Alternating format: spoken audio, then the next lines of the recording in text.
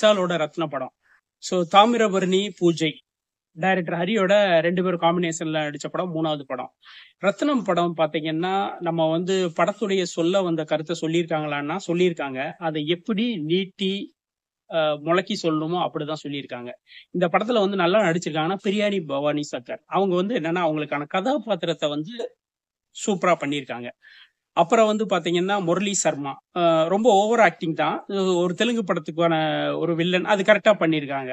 So வந்து Harris போரடி, Muthukumar, அது முத்துக்குமார்லாம் பாத்தீங்கன்னா எக்ஸ்ட்ரானரி ரைட் அந்த வில்லனோட தம்பியா நடிச்சிருப்பாரு. ஹாரிஸ் போரடியும் அவர் அதெல்லாம் எல்லாம் வந்து என்னன்னா முரளி சர்மா, ஹாரிஸ் போரடி, முத்துக்குமார் 3 பேரும் வில்லன் அண்ணன் தம்பி கேரக்டர் 3 பேரும் அவங்களுக்கான விஷாலோட நடிப்பு பாத்திரம் வந்து பாத்தீங்கன்னா எல்லா இடத்துலயும் வந்து பஞ்ச் டயலாக் பவர்ஃபுல் அது இதுன்னு இருக்கு. அது ஒரு ஒரு என்னன்னா நம்மள ஒரு ஸ்டேஜ்ல வந்து ஒரு மாதிரி அழுத்திருது. என்னடா டேய் ஆள விடுங்கடா அப்படின்றதுதான் இருக்கு. படத்தோட கதைக்கு வந்து பாத்தீங்கன்னா தமிழக ஆந்திரா எல்லையில கதை அமைஞ்சிருக்கு.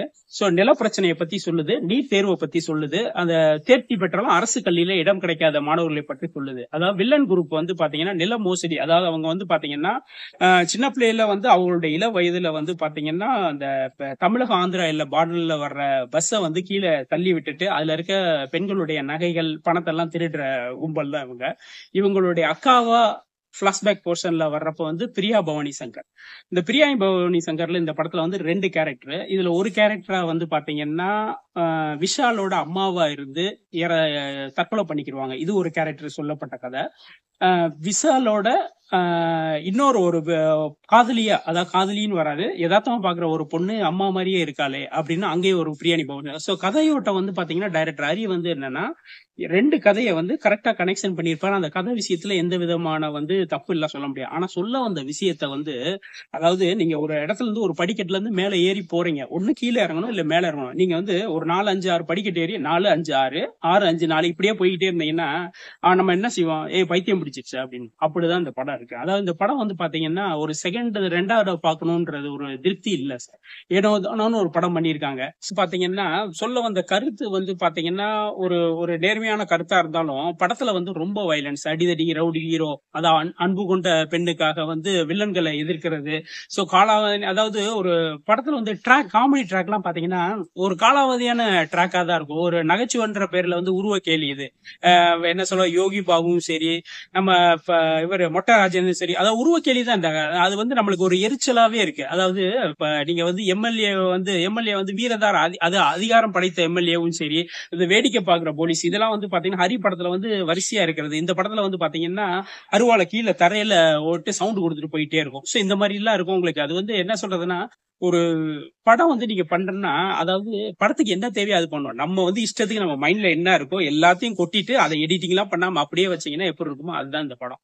போற்ற பத்தின படம், ஒரு போர் பற்றிய படம்னா எவ்வளவு சுவாரஸ்யமா சொல்லணுமோ அவ்வளவு சுவாரஸ்யமா இந்த படம் சொல்லியிருக்காங்கன்னா இல்லைன்னு தான் சொல்லணும். இந்த படத்தோட செகண்ட் ஹாஃப் பாத்தீங்கன்னா நம்மளுக்கு ஒரு திருப்தியை கொடுக்கும். ஒரு ஐமேக்ஸ் தியேட்டர்ல நீங்க பாக்குறப்போ ஒரு நல்ல திருப்தியை கொடுக்கும். ஆனா ஃபர்ஸ்ட் ஹாஃப் வந்து ஒரு தேவையில்லாத சீனும் சொல்லி ஒரு சுவாரஸ்யமற்ற ஒரு தொகுப்பா தான் இருக்கு.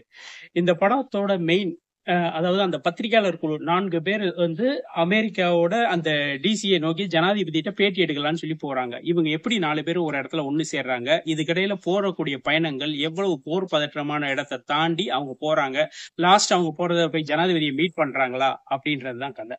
இந்த படத்தோட ஹீரோயின் மெயின் வந்து பாத்தீங்கன்னா ஸ்பைடர்மேன் ஹீரோயின் கிறிஸ்டன். சோ அவருடைய சக இன்னொரு பத்திரிகையாளர் தான் வாக்னர். இவங்க 2 பேர் பாத்தீங்கன்னா எக்ஸ்பீரியன்ஸ் ஆர்டிஸ்ட். இன்னொரு வந்து நியூயார்க் டைமோட மூத்த வீரரா ஒருத்தர் ஸ்டீபன் மெக்கன்சி நடிச்சிருப்பாரு. அவரும் நல்லா இருக்கும் ஸ்போர். சோ புதிய ரிப்போர்ட்டர், அதாவது போர் பயிற்சியாளர் ரிப்போர்ட்டர், புதிய ஃப்ரீலான்ஸ் ரிப்போர்ட்டரா கெய்லி ஸ்பானின்னு சொல்லி ஒருத்தவங்க நடிச்சிருப்பாங்க. நல்லா நடிச்சிருக்காங்க. அந்த 4 பேருமே பாத்தீங்கன்னா நல்ல ஒரு பெஸ்ட் ஆக்டிங், அதுக்கான கதாபாத்திரத்துக்கான ஒரு பெஸ்ட் இது கொடுத்திருக்காங்க. ஆனா சொல்ல வந்த விஷயத்த வந்து பாத்தீங்கன்னா ஒரு ஏனோ தானோன்னு இருப்பாங்க. அவங்களுடைய டிராவலும் சரி. இப்ப அந்த ஹீரோயின் வந்து என்னன்னா கிறிஸ்டனோட போட்டோகிராஃபி எல்லாம் பாத்தீங்கன்னா நல்ல கலர்ஃபுல்லா இருக்கும். சோ அந்த கதாபாத்திரத்தோட முரண் வந்து பேரு, அதாவது ஒரு எக்ஸ்பீரியன்ஸோட போட்டோகிராஃபர் ஒரு கலரா இருக்கும். ஒரு நியூ ஃப்ரீலான்சரோட போட்டோகிராஃபர், அந்த கெய்லியோட போட்டோகிராஃபர் பாத்தீங்கன்னா பிளாக் அண்ட் ஒயிட்ல இருக்கும். அதாவது போர் பற்றிய வந்து ஒரு யதார்த்த முகபாவத்தை வந்து ரெண்டுமே கரெக்டா தான் கொடுத்திருப்பாங்க. சோ புதிய ஃப்ரீலான்சரா நடிச்ச பொண்ணு வந்து ஒரு பயம், அதாவது நீங்க வந்து போறீங்க ஒரு இடத்துல ஒரு 2 பேரை அடிச்சு போட்டு கட்டி தொங்க வச்சிருக்காங்க, அந்த போட்டோ எடுக்கிறதுக்குரிய அந்த பயம் இருக்கும், எடுக்காம வந்துரும். இதே இது எக்ஸ்பீரியன்ஸ் ரிப்போர்ட்டர் வந்து நீ வந்து கேள்வி கேட்காத அந்த இடத்துல நீங்க போட்டோவை நீங்க எடுத்துட்டு மட்டும் வந்துரு, அந்த போட்டோ வெளியில பப்ளிஷ் ஆனோம்னா மக்கள் கேள்வி கேட்பாங்க அப்படின்னு ஒரு டயலாக் வரும். சோ அதெல்லாம் வந்து பாத்தீங்கன்னா ஒரு போர் பற்றிய முகபாவத்தை வந்து கரெக்டா வந்து பண்ணிருக்கும். நீங்க ஐமேக்ஸ்ல பாக்குறப்ப அதோட ஃபீல் இருக்கும். ஆனா இந்த ஃபீலை வந்து ஆடியன்ஸுக்கு கரெக்டா கடத்திருக்குன்னா கடத்தலேன்னு தான் சொல்லுவீங்க. நீங்க ஆடு ஜீவிதம் படம் பாத்தீங்கன்னா ஒரு ஃபேண்டசி இருக்கும் தவிர ஒரு பாலைவனத்தோட வெப்பத்தோட ஃபீலிங் உங்களால கொடுக்க முடியல. அதுதான் இந்த படத்தோட மைனஸ். இந்த படம் வந்து பாத்தீங்கன்னா ஒரு ஒரு போர் படம் தான். எவ்வளவு ஒரு செகண்ட் ஹாஃப் ஃபுல்லா பாத்தீங்கன்னா நல்லா செம ஆக்ஷன் ஸ்கோர்லாம் இருக்கும். ஆனா ரைட் ஓகே, நீங்க ஐமேக்ஸ்ல பாக்குறப்ப அந்த வெடிப்பு அதெல்லாம் ஓகே. ஆனா அந்த ஃபீல் வந்து உங்களுக்கு வந்து வராது. இந்த படத்தோட பெரிய மைனஸே அதுதான். அதாவது இந்த படத்துல வந்து படுகொலைன்னா அதுக்கான காரணங்கள் எதுக்குமே வந்து ஒரு இது இருக்காது. அதாவது ஒரு ஜனாதிபதியை நோக்கி நீங்க போறீங்க, இடையில ஒரு 4-5 குழு எதிர்குழு அவங்க கூட சேர்ந்து போறீங்க. அவங்களுடைய போட்டோ, அதாவது வந்து என்ன சொல்றதுன்னா கதை வந்து பாத்தீங்கன்னா வெறும் ஒரு போட்டோகிராபியை மையப்படுத்தி நம்மள வந்து நோக்கி நீங்க வந்து கதையை நீங்க வந்து பாத்துக்கோங்க அப்படின்னு சொல்லி போற மாதிரி இருக்கு. படம் வந்து ஒரு திருப்தியற்ற படம்.